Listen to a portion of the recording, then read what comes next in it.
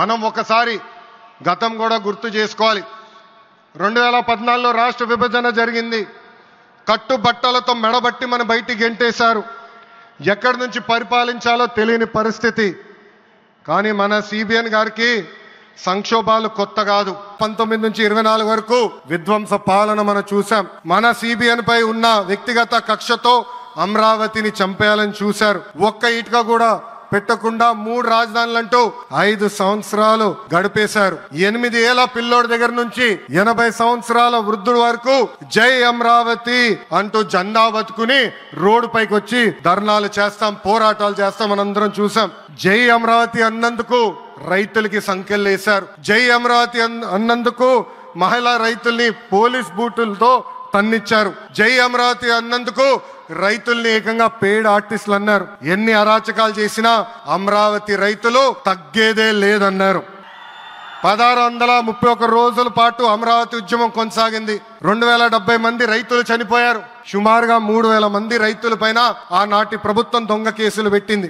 ఎన్ని కుట్రలు చేసినా జై అమరావతి అన్న నినాదం ఆపలేకపోయారు. అయినా ఆపేదానికి పీకేదానికి అమరావతి ఎవరో ఇంట్లో పెంచుకున్న మొక్క కాదు, జనం గుండెల్లో దాచుకున్న ప్రజా రాజధాని. ఈ రోజు నేను గర్వంగా చెప్పగలుగుతున్నా, ఎంటైర్ నేషన్ స్టాండ్స్ విత్ మన నమో. కేంద్రం ఈ రోజు కుల గణన చేయాలన్న నిర్ణయం తీసుకుంది. ఇది ఒక నిర్ణయం కాదు, ఇది ఒక సంచలనం.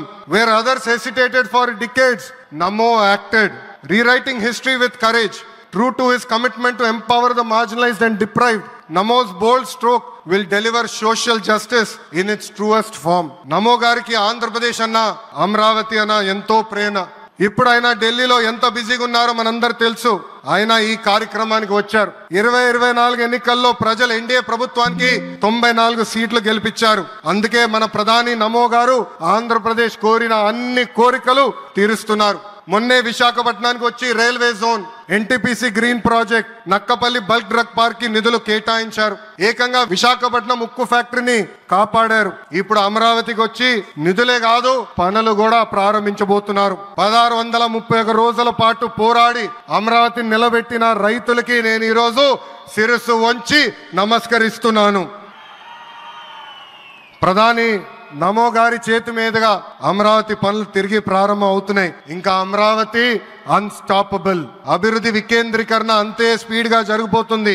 Polavaram, Visakha steel plant, Bhogapuram airport, Prakasam జిల్లాలో CBG plant, Kurnool high court bench, ఇలా అన్ని కార్యక్రమాలు జెట్ స్పీడ్ తో జరుగుతాయి. ప్రజా ప్రభుత్వం ఏర్పడిన 10 నెలల్లోనే 8 లక్షల కోట్ల పెట్టుబడితో వాటి ద్వారా 5 లక్షల మందికి ఉద్యోగాల అవకాశాలు కల్పించడానికి అనేక నిర్ణయాలు మేము తీసుకున్నాం, ఒప్పందాలు కుదిరించుకున్నాం. అంతేకాదు 16,347 పోస్టులతో మెగా డిఎస్సి నోటిఫికేషన్ కూడా ఇచ్చాం.